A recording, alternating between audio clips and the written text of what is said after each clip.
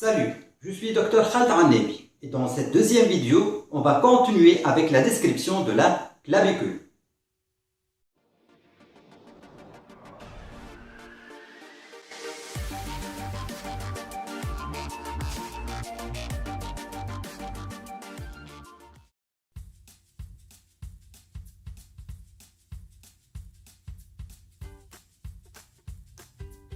La clavicule est un os incurvé en S italique.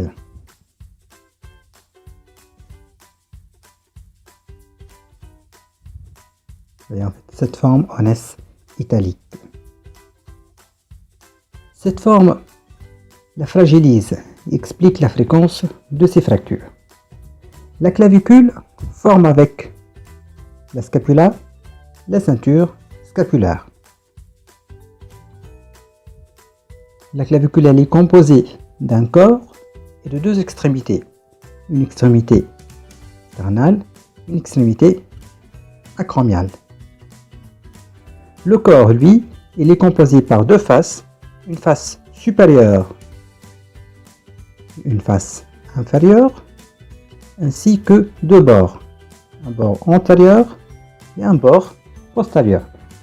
On va commencer par la face supérieure. Comme on a dit, elle est lisse, elle est sous-cutanée.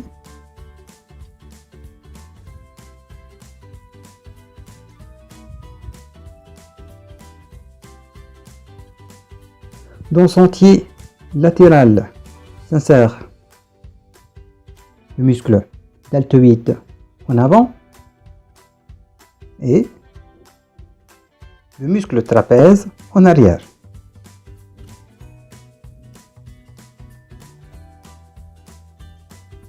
Tandis que dans ces deux tiers médiaux s'insère le muscle sterno, voilà, le muscle sternocléido-mastoïdien.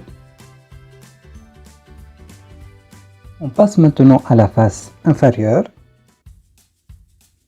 Comme on a dit, elle est rugueuse.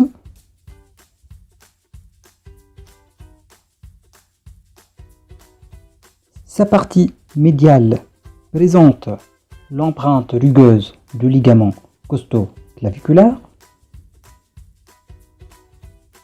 Sa partie moyenne, elle est creusée du sillon du muscle subclavier.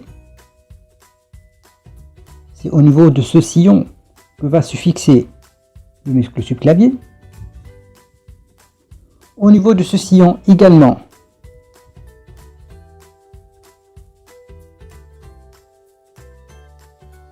s'ouvre le foramen nourricier. La partie moyenne de la face inférieure, elle est également en rapport avec le plexus brachial, ainsi que les vaisseaux subclaviers, notamment la veine et l'artère subclavière.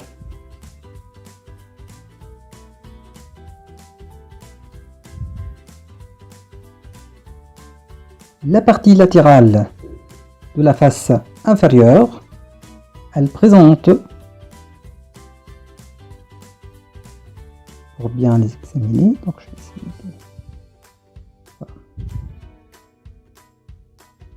Elle présente le tubercule conoïde et la ligne trapézoïde qui vont donner insertion au ligament correspondant, le ligament conoïde et le ligament trapézoïde. Juste une petite remarque. Lorsqu'on décrit la face inférieure de la clavicule, généralement, cette nuance, généralement, je vais vous montrer ce que je veux dire. Voilà. Généralement,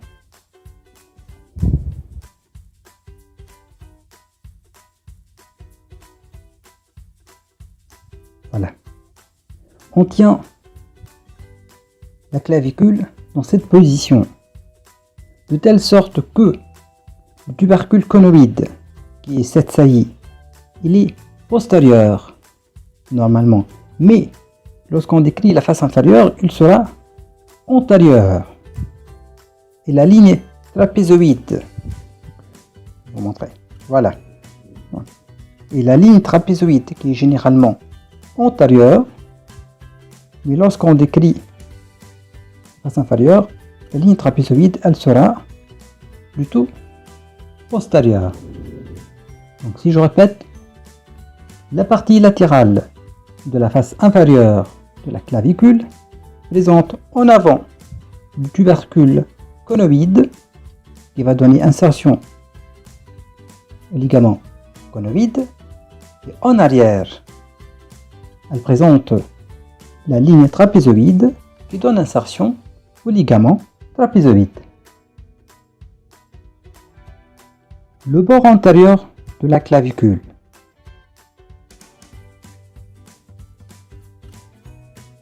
Si détiers, vous remarquez bien que le détiers médiaux du bord antérieur de la clavicule sont convexes.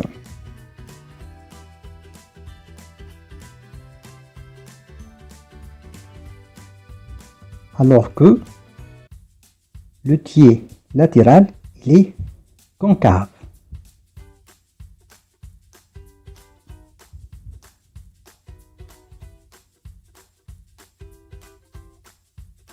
Au niveau des deux tiers médiaux s'insère le muscle grand pectoral.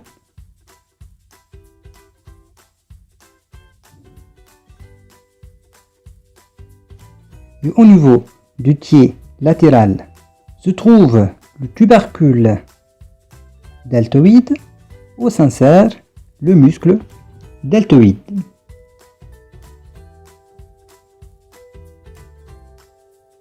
Le bord postérieur, il est tout à fait l'opposé. En effet,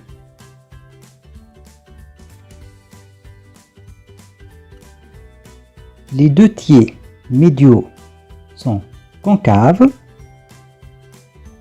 alors que le tiers latéral, il est convexe.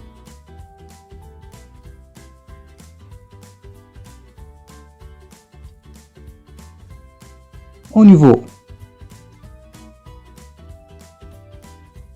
de son tiers latéral s'insère le muscle, trapèze.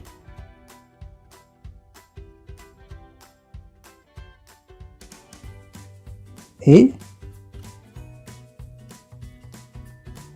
au niveau de ces deux tiers médiaux qui sont concaves, s'insère le muscle sternocléido-mastoïdien. On va terminer par la description des deux extrémités de la clavicule. L'extrémité sternale est médiale et volumineuse. Elle porte la surface articulaire sternale. Elle répond au manubrium sternal et au premier cartilage costal. L'extrémité latérale, elle est aplatie. Elle repose sur l'acromion de la scapula par la surface articulaire acromiale. Elle regarde en bas et latéralement. J'espère que tout était clair. Si vous avez apprécié cette vidéo, n'hésitez pas à vous inscrire sur ma chaîne YouTube. Et n'oubliez pas, vous pouvez regarder, il y en a pas mal d'autres vidéos assez intéressantes. À bientôt.